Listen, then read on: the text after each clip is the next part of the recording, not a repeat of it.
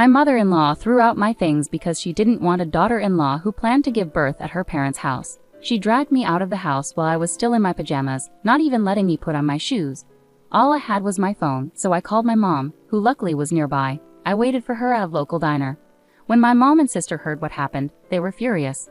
They made a call that marked the start of trouble for my mother-in-law and husband. My name is Katie, and I'm 28 years old. I married Sam, who is 30 a year ago. His father runs a big company, and Sam is being groomed to be the next CEO.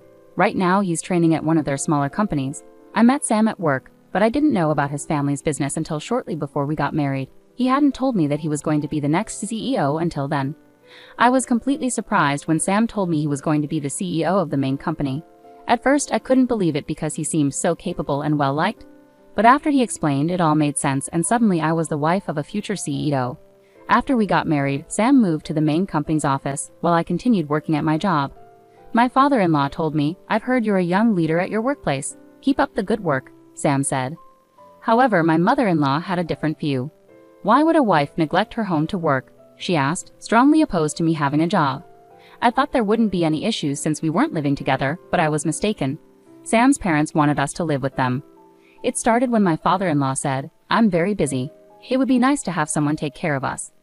Sam also agreed with the idea of living together. "I'm concerned about Mom too. I've grown up in this house, and moving now would be inconvenient," he explained.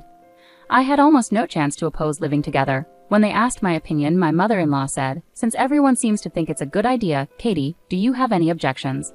At that point, I had no choice but to agree to live with my in-laws. Unexpectedly, once we moved in together, my mother-in-law, who had opposed my job, started making life difficult for me, pushing me to quit. She dumped all the household chores on me, even though I was working. If she wasn't satisfied with how I did things, she'd make me redo them. At first, she complained about small things like a speck of dust or a stray hair. I tried to learn from her feedback and clean those spots better. Then she started checking unusual places like behind the TV or between dressers for dust, places that aren't typically cleaned regularly. I thought, these aren't part of normal cleaning routines. So I finally spoke up. "I can't clean these spots every day. I work just like Sam does. I'll do a thorough cleaning on weekends, so there's no need to redo everything today, right?" My mother-in-law got angry and snapped back. "How dare you talk back to me like that? Times have changed. It's unheard of for a daughter-in-law to be so bold." In her anger, she called for Sam. "Sam," Katie yelled at me. I had gently pointed out areas she missed while cleaning, thinking it was for her benefit. But she portrayed herself as the victim, shedding fake tears to Sam. I hoped Sam would understand and support me. "Mom, Katie is working too. Maybe you could go easy on her," I thought. But reality was different. "Why did you upset Mom like that? She was only trying to help. Why are you getting upset?" Sam scolded me. In the end, Sam sided with his mother. That's when I realized the only person I could rely on in that house was my father-in-law. But he was rarely around due to his busy schedule. I had to fend for myself. That's how it went. After that, I stopped confronting my mother-in-law. It didn't matter what I said. She would always tell Sam, and I would end up feeling down. It seemed better just to quietly listen to her. That's the approach I started to take, knowing Sam wouldn't support me. It was the only way to have some peace in that house. I lived like this for a year, but then I started feeling unwell and decided to see a doctor. It turned out I wasn't just sick, I was pregnant. I wondered how my in-laws would react to the news. With a glimmer of hope, I first told my husband. "You know how I've been feeling off lately. I went to the doctor, and guess what? I'm pregnant," I said. "Wow, that's great. So I'm going to be a dad, huh? Can't wait. Do we know the gender yet?" Sam exclaimed. "Not yet. Does it matter to you?" I asked. "Of course it does. It has to be a boy," Sam replied. As I suspected, Sam was his parents' only child. I had a feeling that having a boy might be important for someone to take over the family business. What if it turns out to be a girl? I started to worry about how the baby's gender might be received. "Don't worry, I'm sure it's a boy," Sam reassured me. But I wasn't so confident. We decided to tell his parents only after finding out the gender. Eventually, we learned it was a girl. I was thrilled, though I had no intention of discriminating based on gender. Sam, however, reacted differently. "What? A girl? Are you sure? Get it checked again," he said. Seeing Sam's disappointment made me anxious about how my mother-in-law would react. I dreaded telling her. Despite Sam's initial reaction, we couldn't avoid sharing the news with our in-laws. Eventually, I persuaded Sam to break the news to his parents. "Well, I'm pregnant," he announced. "That's wonderful, Katie. We're finally going to have our first grandchild," my father-in-law exclaimed happily. My mother-in-law, however, asked right away, "So, what's the gender?" With hesitation, I replied, "It's a girl." "A girl, huh? I hope she's as lovely as you, Katie," my father-in-law responded warmly, seemingly unconcerned about the gender. But my mother-in-law couldn't hide her disappointment. "A girl? Not a boy? It has to be a boy for it to make sense for Sam," she muttered. I was shocked to hear her say that, but my father-in-law quickly intervened. "Honey, why would you say that? Whether it's a boy or a girl, they're still our grandchild. Can't you just be happy?" After my father-in-law scolded her, my mother-in-law seemed a bit down, but I knew it wouldn't last long. Sure enough, as soon as he left for work, she confronted me. "Just because you're pregnant doesn't mean you can slack off on the housework. You're not planning to quit your job, are you? If not, keep up with your chores. Pregnancy isn't an illness, you know." Hearing pregnancy isn't an illness from another woman, especially one who had given birth herself, surprised me. It made me question if staying here was the right choice for having my child.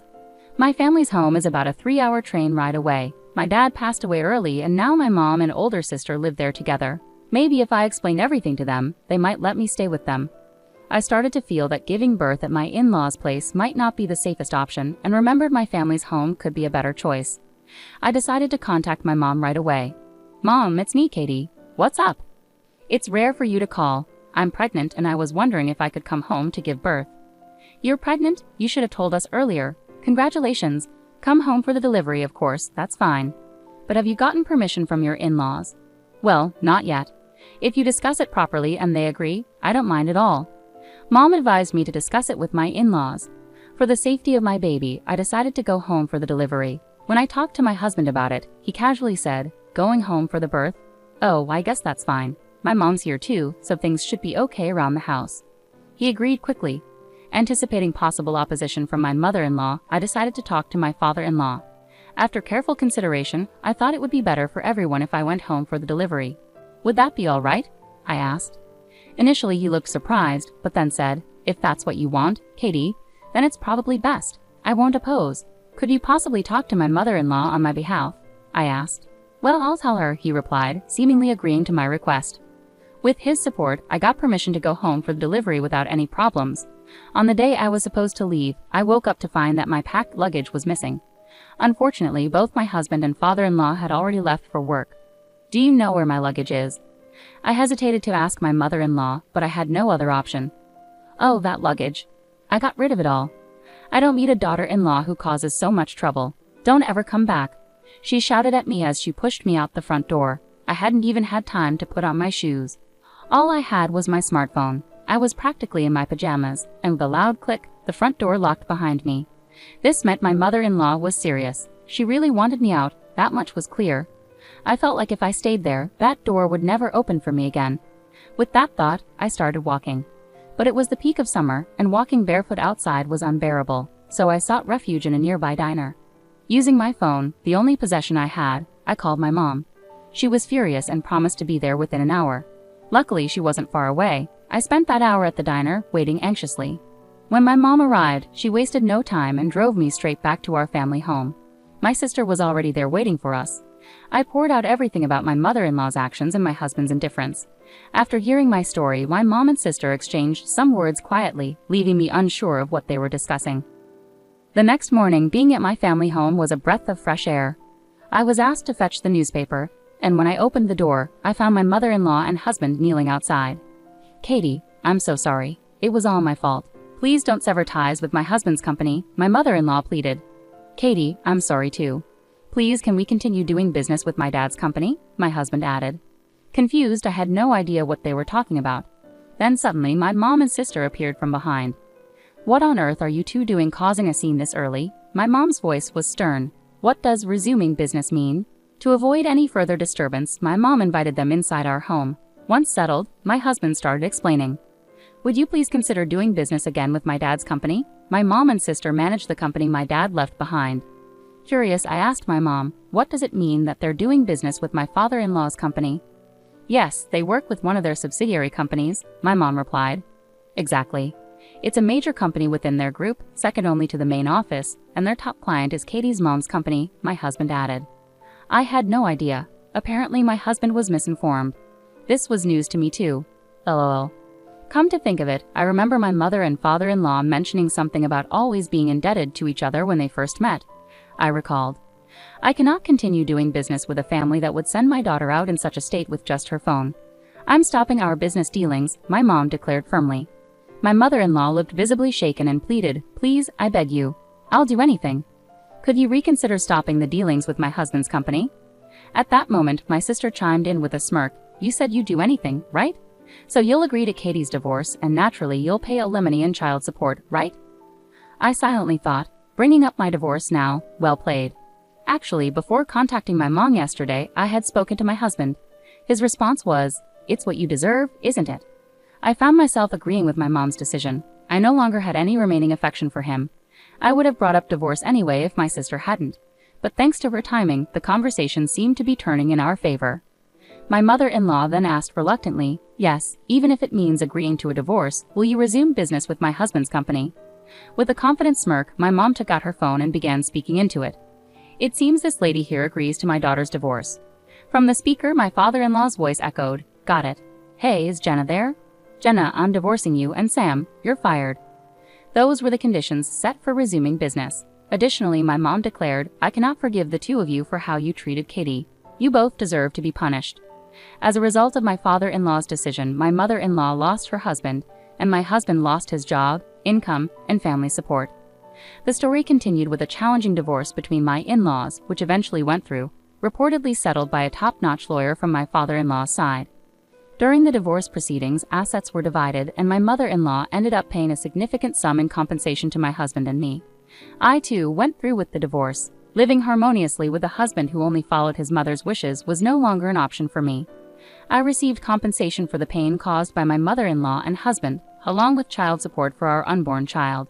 They paid a significant amount from their savings but had to take on debt. With my father-in-law and mom's influence, my husband struggled to find a new job and eventually had to switch careers. He quickly moved into customer service, but underestimated the role and faced numerous complaints, leading to his swift termination. Now he's living with his mom and barely scraping by with daily wage jobs. My mother-in-law and husband, once accustomed to a lavish lifestyle thanks to my father-in-law, now reside in a small one-bedroom apartment. Their once close relationship has soured, and they argue frequently. As for my ex-mother-in-law and ex-husband, I wonder if there's any hope or joy left in their lives. Meanwhile, I safely gave birth at home to a healthy baby girl. With the support of my mom and sister, I plan to focus on raising her. Once things settle down, I'm thinking of working at my mom's company. I did inform my ex-husband about our daughter's birth, but there hasn't been any follow-up from him. It seems he doesn't care much. All I expect from him is to ensure he pays child support. I have no intention of letting him see our daughter for the rest of her life. From now on, my focus is moving forward and living a fulfilling life with my daughter, supported by those around us.